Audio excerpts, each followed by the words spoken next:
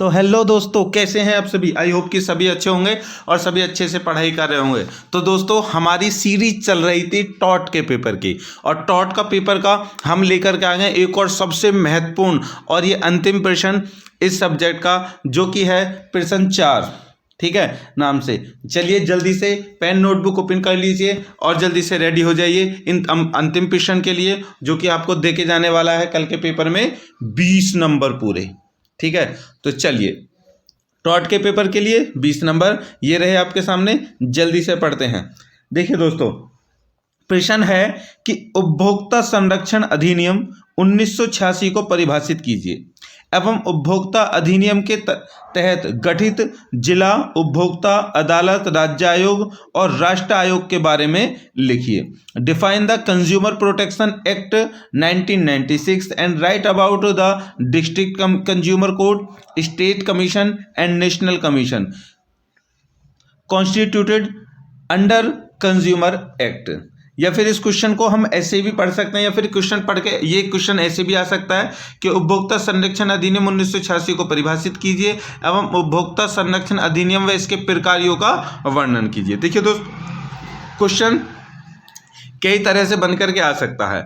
या फिर आगे ये भी है कि 1986 के अंतर्गत प्राप्त उपचारों की परस्पर तुलना कीजिए। तो आप इंग्लिश में थोड़ा पढ़ना जरूरी है कि define the consumer protection act 1996 and compare the remedies available under the consumer protection act 1986 and also explain right about the district consumer court, state commission and national commission constituted under the consumer act। ठीक है, तो ये question है, हमने जो जिस तरह से पूछा जाता है उस तरह से हमने सारे मोड इसमें डाल दिए हैं, ध्यान रखना। चलिए अब चलते हैं सीधे आंसर पर।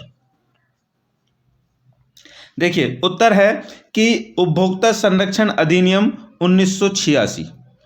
यह अधिनियम उपभोक्ता के हितों को उनकी शिकायतों के शीघ्र एवं बिना किसी व्यवधान के निवारण कर संरक्षण एवं परिवर्तन की व्यवस्था है। अधिनियम का क्षेत्र बहुत बड़ा है, व्यापक का मतलब बड़ा है इसलिए मैं यहाँ पर बोल रहा हूँ, ठीक है, बहुत बड़ा है, अथवा सार्वजनिक क्षेत्र में अथवा सहकारी क्षेत्र में उत्पादक है, अथवा व्यापारी तथा वस्तुओं की आपूर्ति करते हैं अथवा सेवाएं प्रदान करती है, यह सभी पर लागू होता है। यह अधिनियम उपभोक्ताओं को शक्ति प्रदान करने एवं उनके हितों की रक्षार्थ कुछ अधिकार प्रदान भी करता है। ठीक है दोस्तों, तो अब थोड़ा सा मैं यहाँ पे बता दूं कि उपभोक्ता किसे कहते हैं। इस बात में आप कंफ्यूज हो रहे होंगे। देखिए, उपभोक्ता वो होता है जो किसी चीज को खरीद करके उसका इस्तेमाल करता है। उपभोक्ता किसे कहते हैं? जो किसी चीज को खरीद कर, ठीक है, उसका क्या करता है। सबसे पहली बात है खरीद कर, और दूसरी इसमें मेन मोटिव है उपयोग।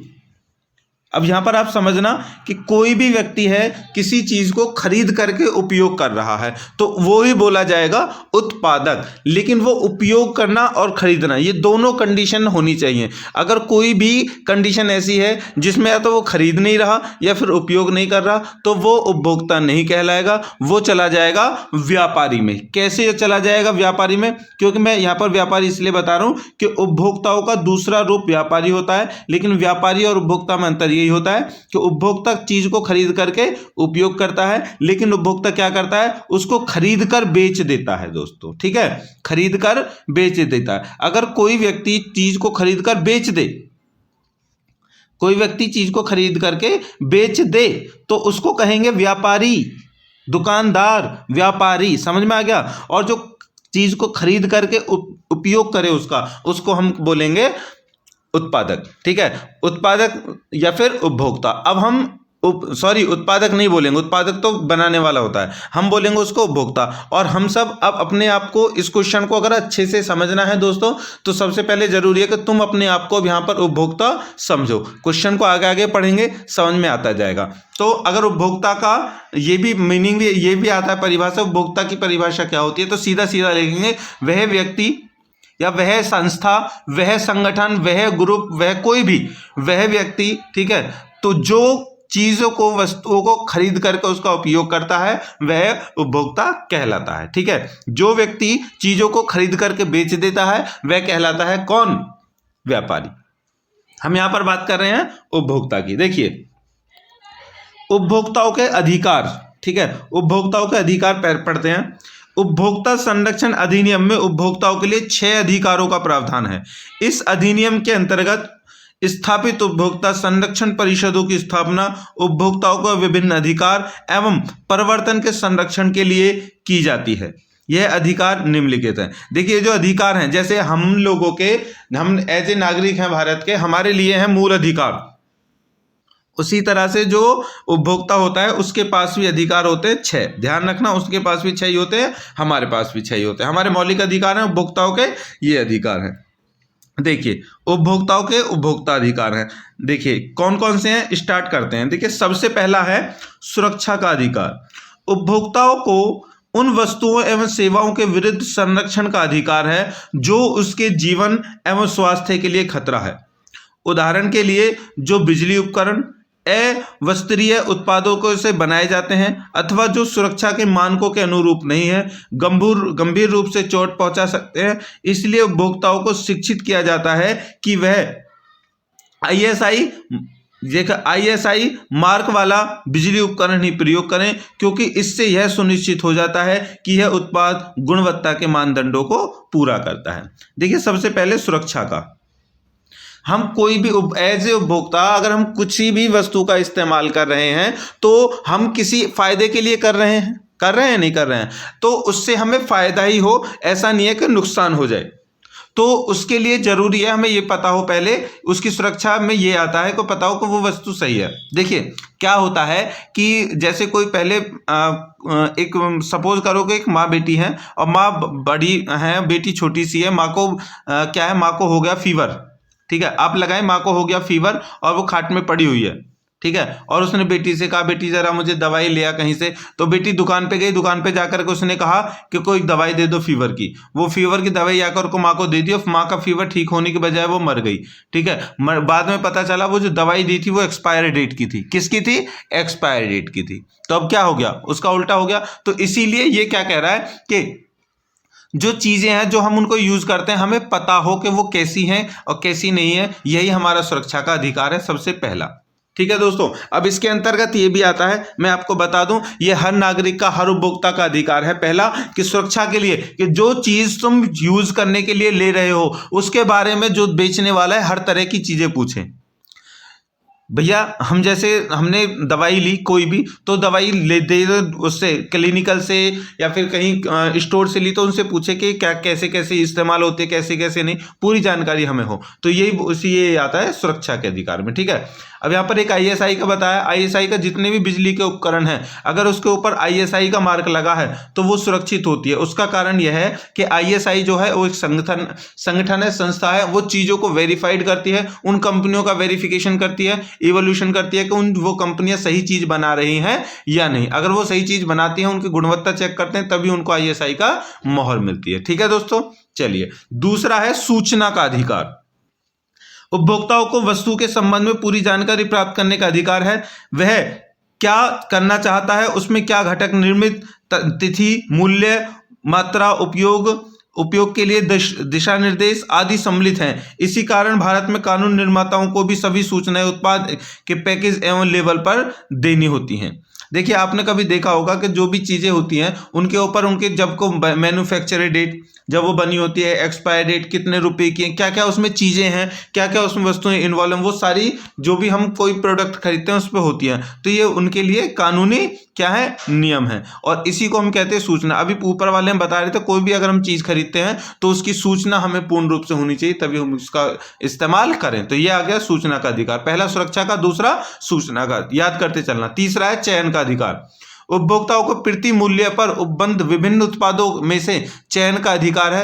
अर्थात इसका अर्थ है कि विपणनकर्ता को अलग अलग गुणवत्ता, ब्रांड, मूल्य एवं आकार की वस्तुओं को बाजार में बिक्री हेतु लाना चाहिए तथा उपभोक्ता को इनमें से अपनी पसंद की के चयन का अधिकार होना चाहिए। देखिए क्या होता है चयन का अधिकार, मतलब कि जैसे तुम लोग अब देखो इसमें ना मैं ये बात जरूर बोलूंगा कि जो पुरुष होते हैं वो इस चीज को अच्छे से नहीं यूज कर पाते, महिलाएं बहुत अच्छे से यूज कर पाती हैं। अगर वो किसी शॉप पर एक कपड़े लेने के लिए चली गई तो 2 घंटे हो जाए 4 घंटे हो जाए कुछ पता नहीं, पूरी दुकान को खाली करवा लें और फिर भी उनको पसंद आए या ना आए वो हमेशा कहते हैं भैया और कुछ दिखा दीजिए, और कोई कलर है और कोई डिजाइन है, इस तरह से। लेकिन ये उनका अधिकार है और कोई भी बेचने वाला जो विक्रेता है वो मना नहीं कर सकता इस चीज के लिए, क्योंकि ये तुम्हारे सूचना का अधिकार है। ठीक है दोस्तों, चलिए चयन का अधिकार है। जैसे हम सपोज करो कि कोई परफ्यूम लेने के लिए गए तो हम उससे कहें सारी कंपनियों के परफ्यूम दिखा दे भाई कौन कौन से हैं, फिर हम उनको अपने ऊपर स्प्रे कर करके उसका स्मेल लेकर के देखेंगे क्या है, तो ट्राई करेंगे, फिर उनके बारे में पूछेंगे ये कितने घंटे तक चल सकता है, इसके क्या लाभ है। तो ये सारी चीजें चयन का अधिकार हमें होना चाहिए। तो 3 हो गए, सुरक्षा का अधिकार, सूचना का अधिकार और चयन का अधिकार। अब चलते हैं अगला चौथा है शिकायत का अधिकार। देखिए उपभोक्ता यदि वस्तु एवं सेवा से संतुष्ट नहीं है तो उसे शिकायत दर्ज कराने तथा उसकी सुनवाई का अधिकार है। इसी के कारण कई समझदार व्यावसायिक इकाइयों ने अपने स्वयं के शिकायत एवं उपभोक्ता सेवा कक्ष की स्थापना कर ली है। कई उपभोक्ता संगठन भी इस दिशा में कार्य कर रहे हैं तथा उपभोक्ताओं को उनकी शिकायत दूर करने में सहायता कर रहे हैं। देखिए आपने एक ये देखा होगा कस्टमर केयर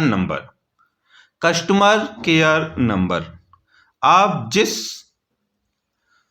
कोई भी आप वस्तु खरीदते हैं अब के समय में तो उसकी जो पैकेजिंग होती है वहां पर कस्टमर केयर लिखा होता है नंबर। तो उस कस्टमर केयर का मतलब ये होता है कि वहां पर जाकर के अगर तुम्हें कोई समस्या है तो भैया वहां बताओ, ठीक है नहीं, क्योंकि ये तुम्हारा अधिकार, शिकायत का अधिकार, फिर तुम वहां से करते हो भैया ऐसे ऐसे बातें ये हो गया, अच्छा ठीक है सर ठीक है कर रहे हैं। देखो बैंक में अगर कोई गड़बड़ होगी तो वहां कर, तो कोई भी संस्था ले लीजिए तो नॉर्मल सभी को पता ही है। ठीक है, इसको आगे नहीं बढ़ाता हूं, मैं यही खत्म कर देता हूं। कस्टमर केयर का मतलब पता है ना, बस। तो वो सारी कंडीशन यही होते हैं, कोई भी उपयोग करता है उपभोक्ता है वो जो चीज को उपयोग कर रहा है उसके प्रति अगर संतुष्ट नहीं है तो वो उसका कस्टमर केयर से क्या करता है, शिकायत करता है। चलिए आगे है क्षतिपूर्ति का अधिकार। क्षतिपूर्ति का अधिकार, देखिए यदि वस्तु अथवा सेवा उपेक्षा के अनुरूप नहीं निकलती तो उपभोक्ता को उससे मुक्ति पाने का अधिकार है। उपभोक्ता संरक्षण अधिनियम में उपभोक्ता को कई प्रकार से क्षतिपूर्ति का प्रावधान है, जैसे वस्तु को बदल देना, उत्पादक के दोषों को दूर करना, हानि अथवा क्षति पहुंचाने पर उसकी पूर्ति आदि करना। देखिए अगर हम कोई चीज खरीद करके लेकर के आ गए, वहां पे वो कुछ और थी, घर पे आकर के देखा वहां पर कुछ और है, तो अगर हमें पसंद नहीं है तो हम उसको बदलने का हक भी है और उससे बोलने का भी हक है, इस वजह से बदल रहे हैं, और उससे अगर कुछ नुकसान हो जाता है तो हमें उससे नुकसान का भी वो क्षति लेने का हक है। जैसे कि सपोज करो कि तुम एक सिंपल चप्पल लेकर के आए, ठीक है, चप्पल लेकर के आए और उससे बोला कि भैया देखो ये चप्पल हमें ना, मेरे पैर ना थोड़े ऐसे ही होते हैं, ठीक है, वो मेरे पैर ना पक जाते हैं, मुझे कुछ ऐसी चप्पल दिखा दीजिए जो मेरे पैर पे फिट आ जाए और उससे कोई भी कष्ट ना हो, क्योंकि जब मैं नई नई चप्पल लेता हूँ कभी भी तो क्या होता है वो मेरे पैर में फिट नहीं बैठती और वो गड़बड़ कर देती है, थोड़ा बहुत मेरा पैर जो है ना वो उसमें वो टच हो के पक जाता है। तो उसने कहा ठीक है सर हम आपके लिए दे देंगे लेकिन इसके लिए एक्स्ट्रा पैसे लगेंगे। उसने दे दिया तुम्हें, वो चप्पल तुमने पहली, लेकिन फिर भी उनसे तुम्हारे पैर में क्या है वो प्रॉब्लम हो गई, तो अब तुम उसकी क्षति पाने का अधिकार हो, चप्पल का भी बदलने का, ठीक है, ये सारी कंडीशन। ठीक है दोस्तों, चलिए आगे है उपभोक्ता शिक्षा का अधिकार। उपभोक्ता शिक्षा का अधिकार छठा, देखिए उपभोक्ता को पूरे जीवन ज्ञान प्राप्ति एवं पूरी सूचनाएं प्राप्त करने का अधिकार है। उसे इसका ज्ञान होना चाहिए कि यदि वस्तु अथवा सेवा आकांक्षाओं के अनुरूप नहीं है तो वो उसकी किस प्रकार से क्षतिपूर्ति की जाएगी तथा इसके क्या अधिकार होंगे। कई उपभोक्ता संगठन एवं कुछ समझदार व्यवसाय इस संबंध में उपभोक्ताओं को शिक्षित करने में सक्रिय रूप से कार्य कर भी रहे हैं। देखिए हम कोई भी वस्तु है उसका कैसे यूज़ करें, वो क्या होती है, कौन सी हम इस्तेमाल करें, कब इस्तेमाल करें, वो ख़राब निकल जाती है तो उसकी शिकायत कैसे करें, उसका उपयोग कैसे बंद करें, उससे क्षति कैसे प्राप्त करें, ये सारी जो चीज़ें हैं वो शिक्षा के अधिकार में आती हैं। ठीक है, और ये हमारा अधिकार है और ये सक्रिय रूप से कार्य हो भी रहा है। ठीक है दोस्तों, तो 6 के 6 अधिकारों के बारे में आपको पता चल गया है। अब आगे देखते हैं क्या है। देखिए उपभोक्ता संरक्षण अधिनियम उपभोक्ताओं को, अब ध्यान रखना, उपभोक्ता संरक्षण अधिनियम 1986 उपभोक्ताओं को यह अधिकार प्रदान करने कर उन्हें बेईमान, चालाक, शोषणकर्ता एवं अनुचित व्यापार आचरण करने वाले विक्रेताओं से लड़ने के लिए सशक्त, शक्तिशाली, पावरफुल, सशक्त का मैं शक्तिशाली, पावरफुल बनाता है। परिदृश्य में दिखाया गया है कि किस प्रकार से एक जलपान गृह के स्वामी पर एक पानी की बोतल की कीमत को वसूलने पर जुर्माना किया गया था।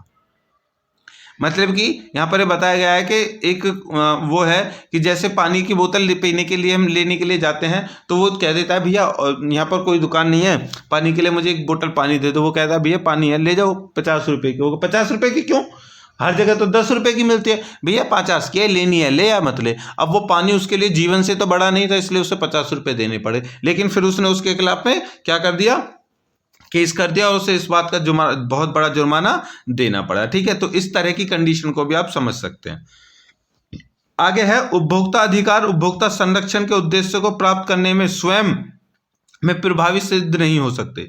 उपभोक्ता संरक्षण तभी हो सकता है जबकि उपभोक्ता अपने दायित्वों को समझे। देखिए कोई भी, इसमें कहा गया कोई भी दुकानदार जहां से तुम चीजें लेकर आए वो अपनी कमी नहीं स्वीकारेगा, ना ही अपनी कमी बताएगा। कोई नहीं बताता भैया, उसे अपनी चीज़ों की कमी थोड़ी ना बताएगा, क्योंकि उसे तो अपनी चीज़ें बेचनी है। तो इस कंडीशन में हम कैसे पता लगा सकते हैं कि हमारे खिलाफ गलत हो रहा है क्या नहीं हो रहा है। तो उसके लिए ज़रूरी है कि हमें कुछ हमारे जो दायित्व हैं वो पता हो, वो हम सीखें। तो अब यहाँ पर देख रहे हैं कि कुछ दायित्व किसके, हमने अधिकार ऊपर पढ़ लिए ना, अब यहाँ पर है दायित्व, कर्तव्य उपभोक्ता के। देखिए सबसे पहला, एक उपभोक्ता को वस्तु एवं सेवाओं का क्रय, उपयोग, उपभोग करते समय निम्न उत्तरदायित्वों को ध्यान में रखना चाहिए। मतलब कि खरीदते समय, लेके आते समय, उसका उपयोग करते समय, इन सब कामों को करने के लिए कुछ दायित्व होते हैं, उनको पता होना चाहिए। नंबर 1, पहला, बाजार में उपलब्ध विभिन्न वस्तु सेवाओं के संबंध में जानकारी रखें जिससे कि बुद्धिमत्ता पूर्ण चुनाव किया जा सकता है। मतलब कि ऐसा नहीं है कि तुम एक दुकान पे से ले आए भैया जींस 600 रुपये की, अब वही जींस दूसरी दुकान पे थोड़ी सी पल्ली तरफ या दूसरे बाजार में वही मिल रही है 300 रुपये की, तो तुम तो मूर्ख हो गए, लुट गए ना। दुनिया यही कहेगी लुट गए। तो हमें पता होना चाहिए कहाँ कहाँ पर किस किस रेट की चीजें मिलती हैं या फिर किस तरह से मिलती हैं। ठीक है, समझ रहे हैं ना। आगे है मूल्य, शुद्ध वजन, उत्पादन एवं उपयोग करने योग्य अंतिम तिथि की सूचना के लिए केवल लेबल को ध्यान से पढ़ें। मतलब कि उस जो हम चीज़ ले रहे हैं, जितनी चीज़ हम ले रहे हैं वो उसमें है या नहीं, तो उसके बारे में उस पर लिखा होता है, उसका लेबल, उसका वजन, उसका उत्पादन कब हुआ या उपयोग करने की अंतिम तिथि कब तक, ये मान्य सारी चीज़ें हम ध्यान में रखें लेने से पहले। आगे, लेन देन में ईमानदारी बरतें, केवल कानून सम्मत वस्तु एवं सेवाओं को ही खरीदें तथा बाजारी जमाखोरी जैसे अनुचित आचरणों का निरुत्साहित ना करें। देखिए चीज़ें केवल वही लें जो कानूनी तौर से सही है। ऐसा नहीं है कि तुम चरस और गांजा खरीदने के लिए चले गए और उससे कह रहे हैं हाँ भाई इतने रुपए किलो तो ना मिलता, दूसरे मोहल्ले में तो 2000 रुपये किलो मिल रहा, तो वो तो तुम और उल्टे मारे जाओगे। ठीक है, चलिए आगे है, वस्तु एवं सेवाओं के खरीदने पर नगद प्राप्त रसीद करें। देखिए ये बहुत ही इंपॉर्टेंट है। ठीक है, ये वाली पॉइंट जो है ये बहुत ही इंपॉर्टेंट है कि कोई भी अगर तुम सामान खरीद रहे हो, कोई भी, तो जिस जगह से दुकान खरीद रहे हो, ये परचूने की दुकान को मत समझ लेना। परचूने की दुकान पे इतने चेहरे मत 2 रुपये की टॉफी लेकर के आ रहे हो तो तुम उससे अलावा बिल दे नहीं। मतलब कि ये आज तो आप भी समझ सकते हैं, जहां से को तुम ठीक अच्छी चीज ले जाओ, मार्केट से ले रहे हो, तो वहां से उससे क्या लेना है, आपको बिल भी लेना है कि भैया बिल बना करके दे दे। आपने एक मोबाइल का चार्जर खरीदा, बिल बना के दे दे। प्रेस खरीदे, बिल बना करके दे दे भैया। ठीक है, कपड़े खरीदे, बिल बना करके दे दे। ज्वेलरी कुछ खरीदी, कपड़े बिल बना करके दे दे। कोई गिफ्ट खरीदा, बिल बना करके दे दे। ये सारी चीजें बिल बनाकर, क्योंकि बिल बना करके तुम्हारे पास में इस बात का सबूत रहता है दोस्तों कि तुमने उस चीज को खरीदा है। क्योंकि कंडीशन ये जाती है, तुमने किसी चीज को खरीद करके देखा और घर ले गए, उसमें वो कुछ गड़बड़ है, तो तुम बाद में जाओ भैया इस चीज को लौटा ले, तो वो कौन है भैया, तो अरे कौन हो कि तुम्हारी चीज से ले गए, अरे दुनिया में मिलती है चीज, बता दिखाओ हमारी दुकान का बिल कहाँ है, तो तुम उल्टे फंस सकते हो। इसीलिए जरूरी है कि तुम बिल को रखें। कभी कभी ऐसा होता है, यहाँ पर एक बात और बता दूं कि बिल जब देते हैं तो वो कह देता है यार 100 रुपये की चीज है, तू 90 में ले जा। ठीक है, लेकिन 90 रुपये का वो बिल नहीं देगा। वो बिल के लिए तुम कहो बिल दे दो, तो वो कहे नहीं भैया 100 रुपये की है तो 100 रुपये मिलेगा बिल। ठीक है, तो इस वजह से कुछ लोग कालाबाजारी के लिए इस तरह की चीजों का उपयोग करते हैं कि बिल नहीं लेते, केवल और केवल सामान ले लेते हैं। आगे है, पर्यावरण का ध्यान रखें, कूड़ा कचरा फैलाने एवं प्रदूषण फैलाने से बचें। देखिए चीज़ों को खरीदने बेचने ऐसा कहीं पर भी यूज़ कर रहे हैं, कहीं पर फेंक रहे हैं। हम जो चीज़ ले रहे हैं, जैसे हमने कोई दवाई की बोतल ली है, ठीक है, हमने कोई दवाई की बोतल ली है तो इसको यूज कर लिया, यूज करने के बाद में इसका क्या करना है, कहाँ पर फेंकना है, कहाँ पर इसको डिस्ट्रॉय करना है, किस तरह से इसको करना है, ये भी हमें नॉलेज हो। क्योंकि जितनी भी दवाइयाँ, पॉलीथीन, ये बोतल, ये वगैरह फेंक देते हैं हम इनको, ठीक है, कोई भी हो उनको फेंक देते हैं। तो इस बात से बचें कि जो भी चीज़ ले रहे हैं हम उससे ये भी पूछ लें, भैया इसको ख़त्म कैसे करना है, मतलब कि जब चीज़ समाप्त हो जाएगी, बोतल खाली बचेगी तो उसका क्या करना है। आगे है उपभोक्ता की अपने अधिकार एवं दायित्वों के प्रति जागरूकता उन कई रास्तों में से एक रास्ता है जिससे के द्वारा उपभोक्ता संरक्षण संभव है। वैसे इस उद्देश्य की पूर्ति के लिए दूसरे मार्ग भी हैं। देखिए, सबसे जरूरी है कि उपभोक्ता संरक्षण तभी संभव होगा जब हमें इन सब चीजों का ध्यान होगा। कौन से? अभी जो हमने अधिकार बताए वो और कर्तव्य, ठीक है। हालांकि कुछ मार्ग्स और भी हैं, कुछ रास्ते और भी हैं, जैसे कि शिकायत कौन कर सकता है। देखिए, ऐसे अगर कंडीशन आए तो सबसे पहले ये भी पता होना चाहिए कि शिकायत कौन कर सकता है। तो सबसे पहला है, किसी भी उपयुक्त उपभोक्ता फोरम के समक्ष शिकायत निम्न के द्वारा की जा सकती है। अगर तुम्हारे साथ में कुछ ऐसा हो जाता है कि तुम फोन लाए और फोन आकर के घर ब्लास्ट हो गया, तो तुम क्या करोगे?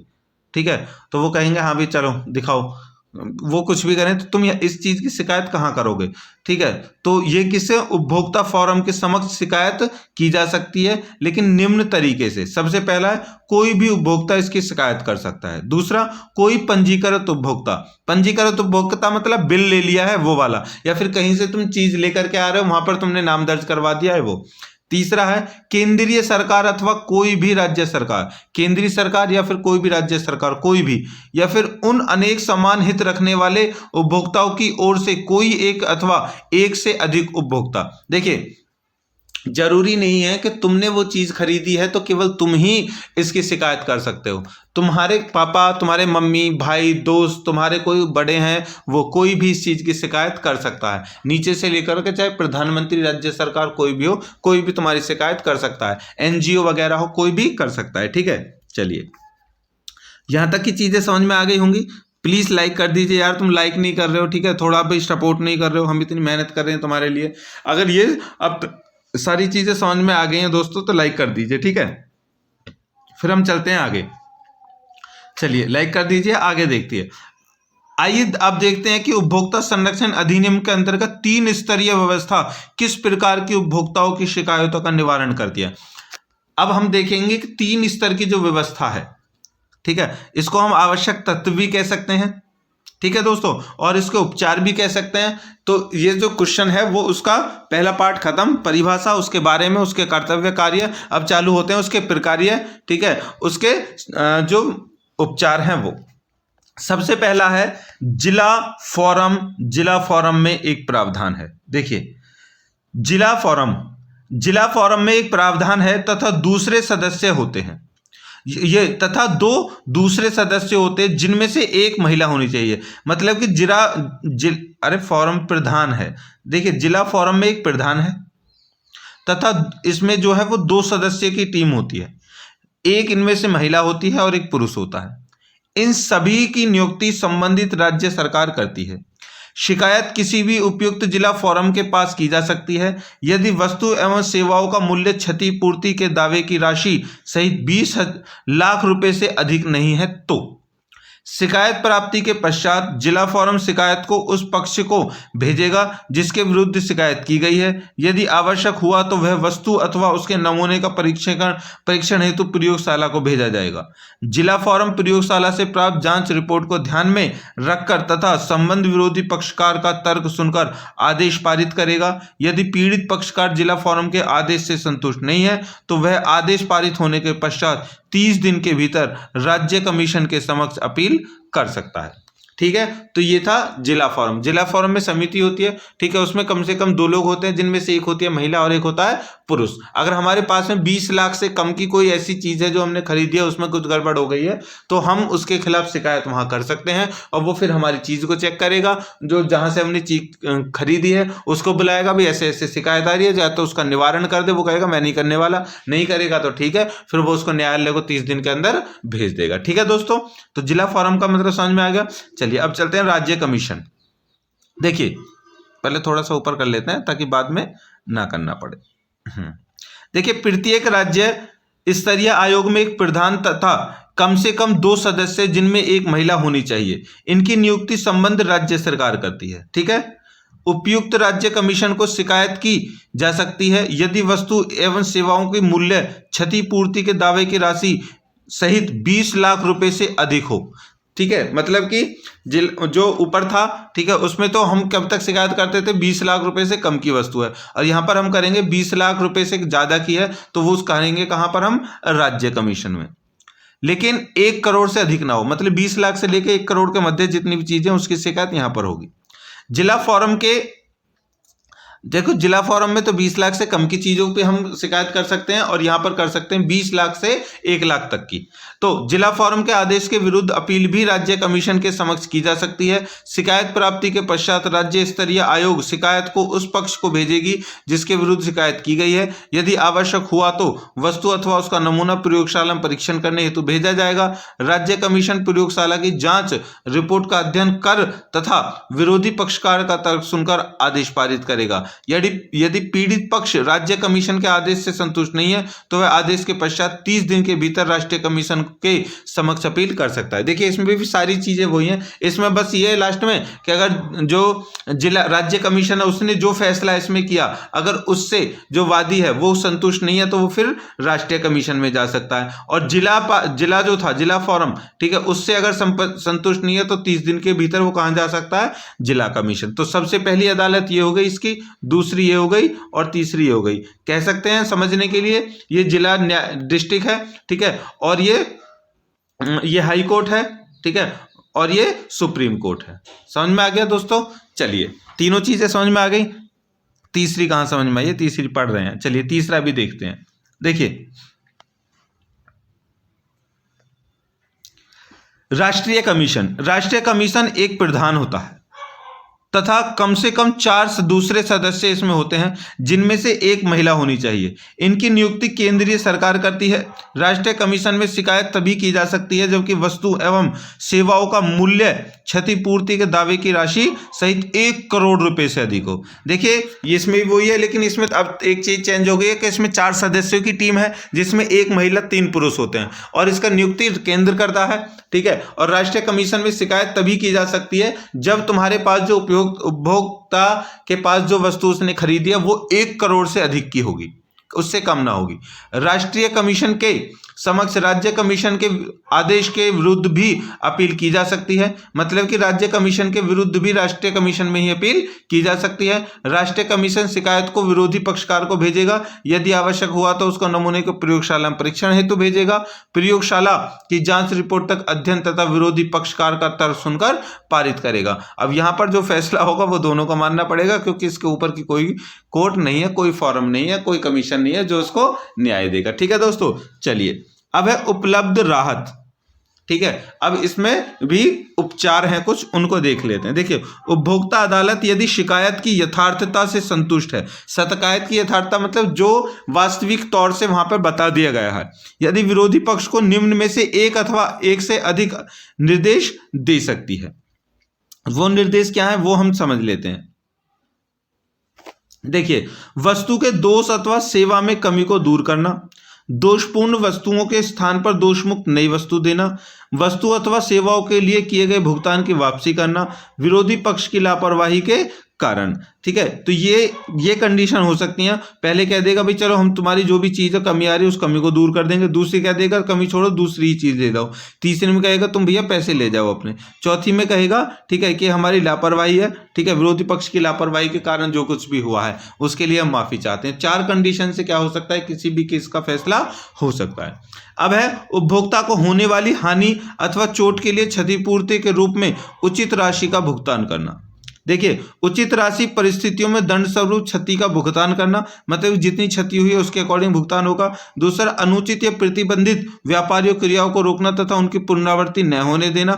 दूसरी एक तो क्या करेगा, उनको दंड देगा, उसके बाद में अगर उन्हें लगेगा कि ऐसा उचित कार्य फिर से कर सकता है तो उसको क्या करेगा, लाइसेंस बंद कर देगा, या फिर खतरनाक वस्तुओं की बिक्री न करना, उसे बोल देगा इस तरह की कोई बिक्री नहीं करोगे। ठीक है, तो इस तरह से जो उपभोक्ता को होने वाली जो उनका भुगतान इस तरह से मिलेगा। या फिर विक्रय की के लिए रखी गई हानिकारक वस्तुओं को वापस ले लेगा और उचित पक्ष को पर्याप्त लागत का भुगतान करना होगा। ठीक है, तो जो चीजें बेची हैं उनको वापस ले लेगा वो, और वो जो चीजें उन्होंने दी है उसका भुगतान ले लेगा।